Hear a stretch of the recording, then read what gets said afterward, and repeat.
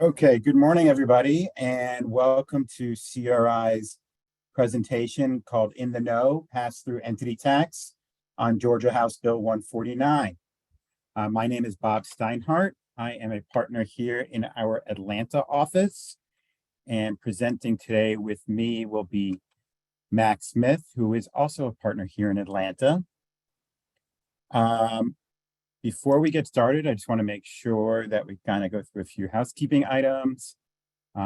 Any information taken from these courses obviously should be applied in a manner that's consistent with the context we're going to present. Of course, if you have any further questions, you can certainly ask your CRI advisor or myself or Mac.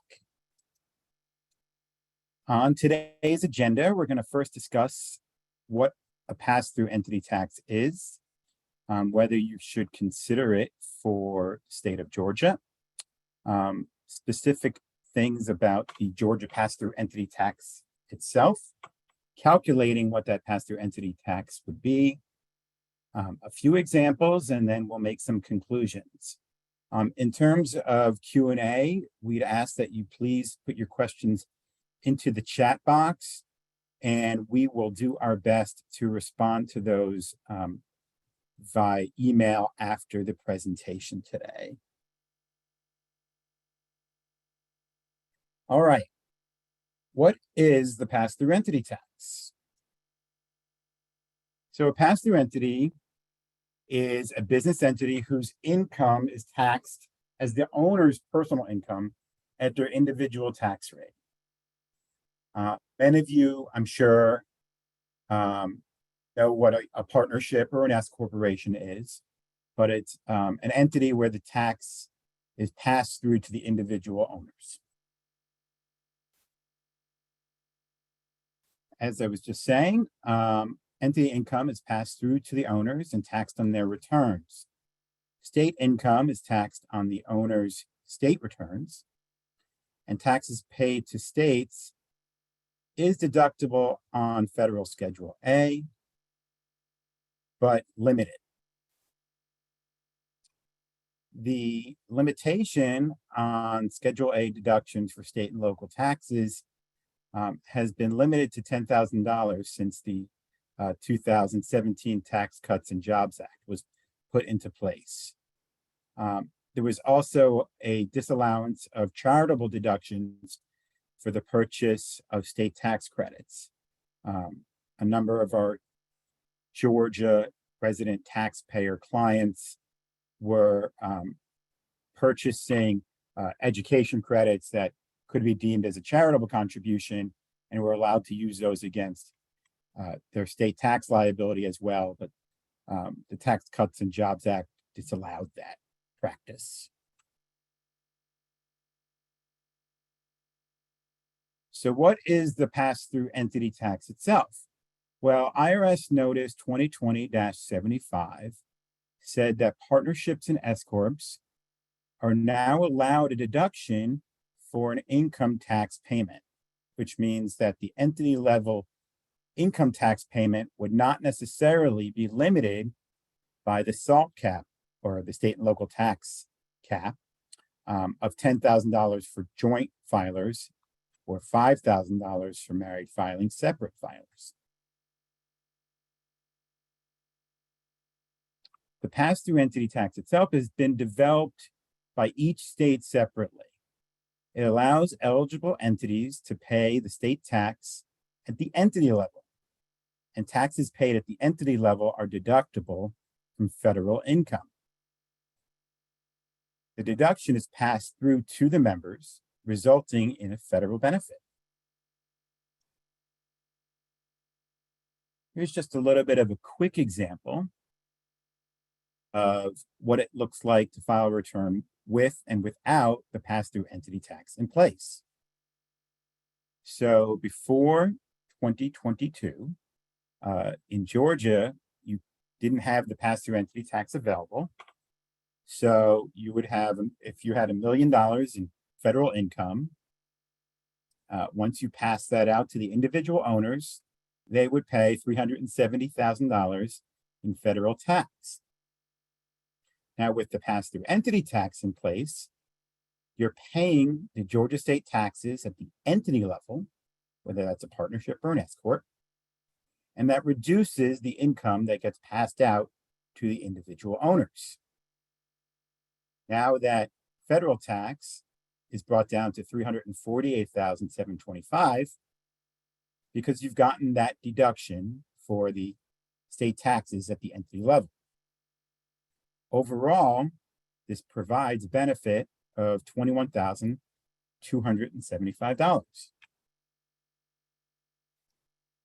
Now, of course, we are concentrating on Georgia today, but there are a number of states that have their own separate pass-through entity taxes.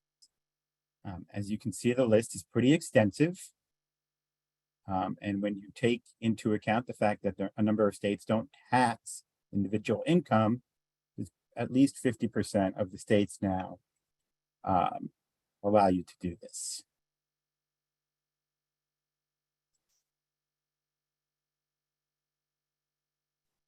So considering the Georgia pass-through entity tax election, as we said, the benefits of the pass-through entity tax election is that it provides a federal level deduction for state tax paid that would otherwise be unavailable due to the state and local tax cap or the SALT cap. It also may eliminate certain state filing requirements for non-residents.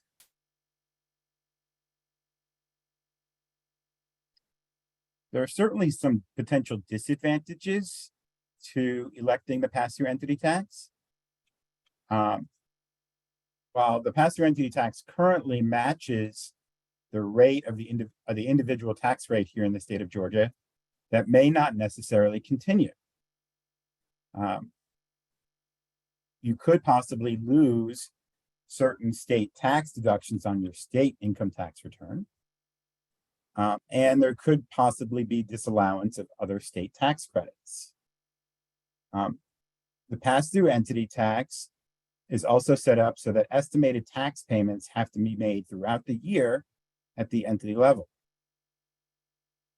And you have to consider when you're making these payments to be certain that you're going to get that state and local tax deduction at the entity level. Of course, this isn't always allowed for all types of pass-through entities, and there could be additional administrative burdens involved.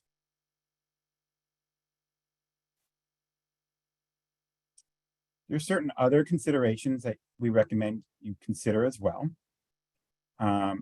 There's an obvious benefit for pass-through entities in states where there's no state tax at all. Single state pass-through entities are easy to calculate and usually benefit from this election. Of course, if you have a pass-through entity that's in multiple states, these calculations can become certainly more complex, and you may not benefit due to loss credits, high rates, or varying rules applied. As I previously stated, each state has set up the pass-through entity tax in different ways. So you have to take that under consideration when considering whether you want to do the pass-through entity tax in a different state. All right, I am now going to pass this along to Mac.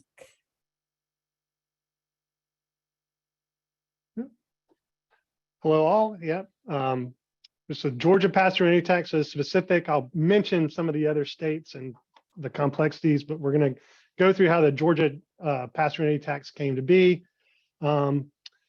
Georgia it was enacted on May 4th of 2021, creating an entity level tax for Georgia, and it applies to years beginning on or after January 1, 2022. So, from now, and I don't remember if we get into the making of the election, but yeah, so not all pass-through entities qualify for the Georgia to make the election. It has to be 100% owned by eligible persons to be shareholders of an S corporation, which are individuals, certain trusts, and estates. But also, if your partnership has a partner who is has a partner that is also a partnership or a corporation, those aren't allowed to make the pass-through entity tax election. So how do we make the election? So Georgia is pretty, to make the election is pretty straightforward, pretty easy for the purposes, particularly compared to other states. So you make the Georgia election it's a check the box election, filed with the return when the return is filed. So in effect, you could effectively wait to make the election for 2022 until you file the 2022 tax return, which the extended due date would be September of 2023. So you have a good bit of time to decide if it's an election you want to make. Once you make it, it's irrevocable. So once the election is made, it is irrevocable for that year, but it is an annual election. So every year you would go through the process of making the determination of whether you want to participate in the Georgia pass-through entity tax or not. There's a lot of different, we anticipate there should be more guidance that's coming forward with this. The guidance has been, decent, but I would expect there's a good bit more that's coming. So again, it's the filing of the PTET is with the return. It includes extensions. You are allowed to amend the return, presumably to make the election, but you can't amend the return to unmake it. So when you make the election, the entity is paying the tax. And so how does that do that? Well, it does that via estimated payments, and they're on the same schedule as as a regular taxable corporation would make. And the due dates for making those estimated payments are the same as as a regular taxable C corporation. So how do we make the payments and get the deduction? So while you presumably, let's say you make the election for 2022, but you do it with the return and you pay the tax in 2023. The deduction goes in the period when you paid the tax, when the tax was paid. So if we waited until 2023 to pay the tax, you wouldn't get the deduction until the 2023 tax return. So so you would need to make, if you wanted payments to be counted as a deduction for the 2022 tax return, you need to make them before the end of the year.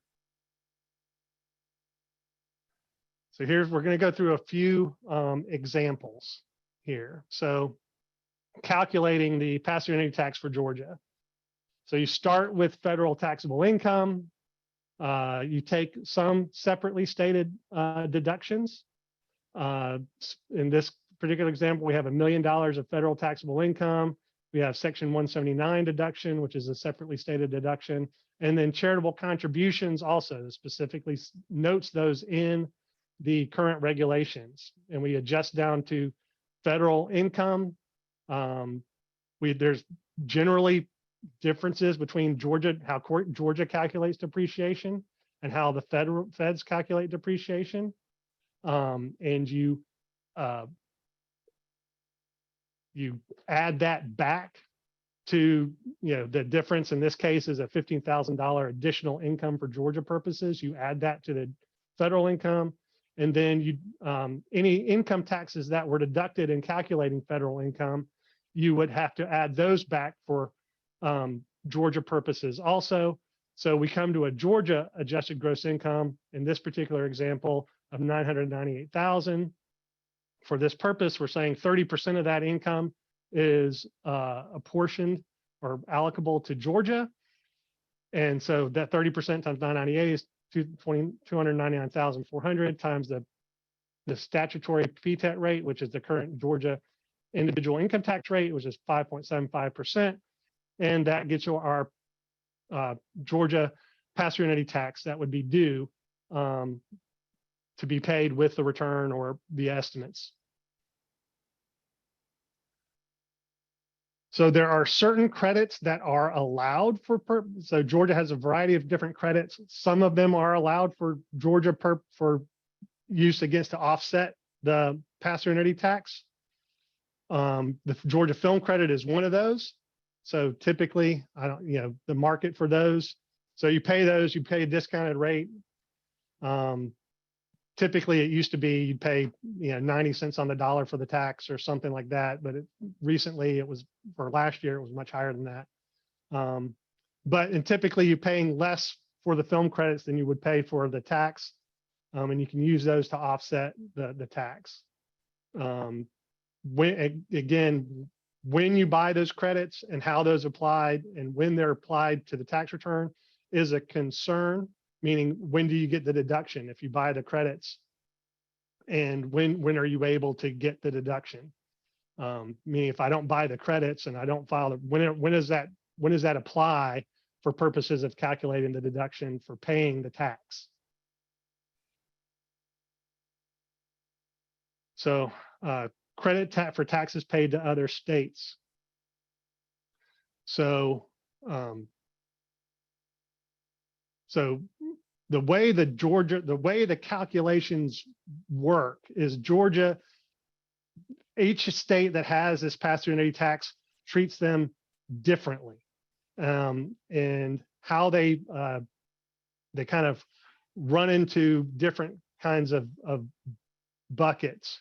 But Georgia is a state where on the individual shareholder level, you're calculating the tax you have a Georgia subtraction, meaning the tax that was paid, the income that was subject to Georgia tax at the entity level is subtracted from the Georgia taxpayers' individual income tax return, meaning you're not getting double taxed on that because you paid the tax at the entity level.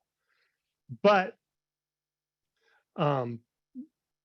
you don't get if a Georgia resident makes a pass-through entity tax election to another state, they do not get the credit. While they may be able to subtract that state's income from their Georgia return, they don't get a credit for the income, the tax that was paid on their behalf for the other state. And frequently in situations with multiple state filings in the past, prior to these elections, you would pay tax on a composite return, say for a Georgia shareholder to another state, and they would be able to take a credit for taxes paid to other states on that share of the income that is allocated to another state. Well, that's not allowed in this regime and this pass-through entity tax regime. So it certainly makes, Bob alluded to earlier, that it makes this, it's not a straightforward calculation, particularly when you start adding other states and how they treat these items. So again, these are just what I alluded to before. For owner adjustments on these, we subtract the share of Georgia income from the entity, add back shares of any Georgia losses. If you're a non-resident and this is the only income you have in the state of Georgia, you're not required to file a Georgia return if the entity made the pass-through entity tax election. And then the owner's basis is determined in their entity is determined without impact from the election. So kind of on the Georgia side is this little bit of a summary. This election is to check the box on return. It's an annual election. It's due by the due date of the return, including extensions. It's filed with the return. And again, that's important because other states have separate elections that you have to make separately. And there's various due dates for when those are due. Our Georgia rate for the PTET is our individual income tax rate, which is 5.75%. 100% of the members have to be, and it's an entity election. The entity makes the election, and the election is applicable to all the members or shareholders of the entity. If the entity makes an election, if it's only Georgia was the only source of income, you don't have to file a Georgia return for those non-resident people. You do need to make estimates if your income is more than $25,000. If you expect the income to be more than $25, and the due dates are the same as a C corporation. So we're going to go through a little bit of some examples. So this is an example, and we got side by side. I don't know if you can see by cursor, but well, I know you can't. So you have on the left-hand side, we have a Georgia resident with no pass-through any tax in any other state, $1 million of income. The income is Georgia income. The pass-through tax is $11,500. Presumably they paid that during the year, and they get their income that flows to them on the K1 is the $1 million less the tax that was paid of $11,500. And so their federal tax is at 37, we're assuming the maximum rate at 37%. So their federal tax is reduced by $4,255 by making the election. For Georgia, there's no difference in this scenario between the tax they would have paid versus with the election or without. It's just a matter of where the tax is paid, and because you have to add back or you subtract the income, but you also add, you're accounting for the liability that was paid at the entity level. The tax liability for Georgia tax liability amount that was due is the same. So there's no benefit for state tax purposes for this election. It's just a federal benefit when all the income is for Georgia income.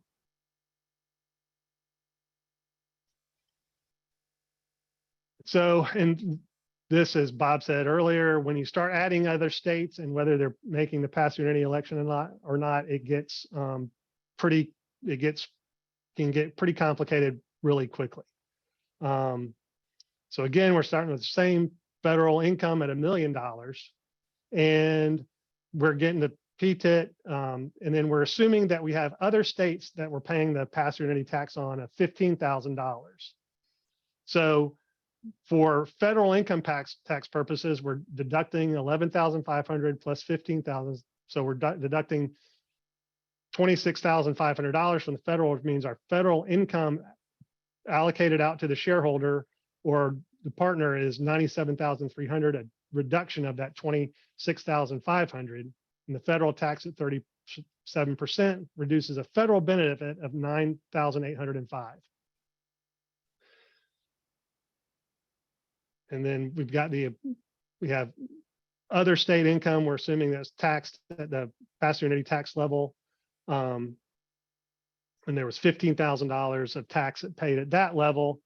For Georgia purposes, on the individual's return, we're reducing their Georgia taxable income by the income that was at which the tax was paid at the entity level to Georgia and to these other states. So for Georgia taxable income for this individual, it was $550,000. The tax on 5.75% on that is $31,625. But you had previously in the past, you would have received another state tax credit of $20,000 for these taxes paid other states, including the taxes you paid for the pass-through any tax election. So previously, my total Georgia tax due would have been $37,500 under the old regime without the pass-through any tax. But after factoring in the loss of the state credits, my Georgia tax is $38,500. My net Georgia tax is $38,125, which actually my Georgia taxes went up by $625. reducing the net effective benefit between all of them. So it's still a benefit, but $9,180. And in fact, you know, in doing analysis on this for several over time, there's been, depending on what states you're talking about, there is very possible that you end up with a net negative benefit overall by making the elections, depending on what state you're in and what the personal situation is in. Yeah, Mac, I was just going to kind of point that out myself. You know, it's when there's multiple, especially when there are multiple states involved, it's really imperative that you contact your CRI advisor to have this conversation and have them make the calculations to determine whether this is something you want to do. With Georgia as a standalone, it might be a little bit of an easier calculation and decision to make, but especially when there are other states involved, it's really imperative that you reach out to your CRI advisor to make these calculations. Yeah, it gets complicated because all the states, while there's currently 29 states that have this pass-through identity tax election, there are nuances to each and every one of them. And like I said, you start adding multiple states, it gets complicated pretty quickly, and it is not a straightforward answer in a lot of cases. So here are the conclusions. So the pass-through identity tax can be a very useful mechanism to get around the SALT cap that came with the 2017 Tax Act. But there are a lot of potentially administrative burdens and costs, and there can be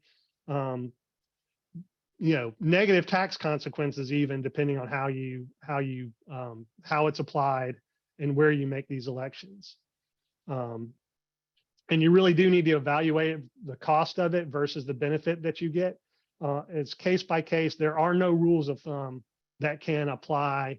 You can say maybe generally, particularly if you're a single state, the most rule of thumb is if you are a resident of Florida, Texas, Tennessee, or some of these other tax states that don't tax individual income, it is quite likely that there's a benefit to you. But again, how much that benefit is, the cost of getting that benefit may still be less than the benefit you actually get, no matter where you are. It just needs to be evaluated.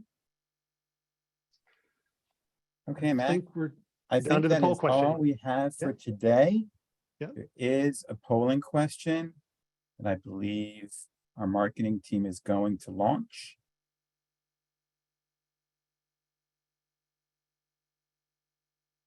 So if you'd like to discuss this further, please answer yes in the polling question, and we will have a CRI advisor, whether it's your own or another advisor, reach out to you to discuss this further.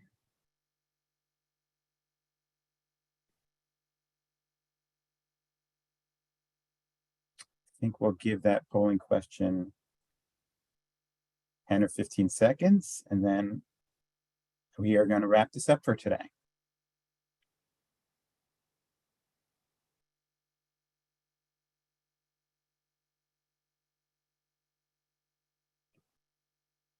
Okay, guys. Well, again, I appreciate everyone taking the time today to view this webinar. We look forward to getting your questions after the webinar is completed. And as always, if you have more directed questions about your specific situation, please reach out to your CRI advisor, and they will get back to you with answers as quickly as they can. Thanks very much, everyone.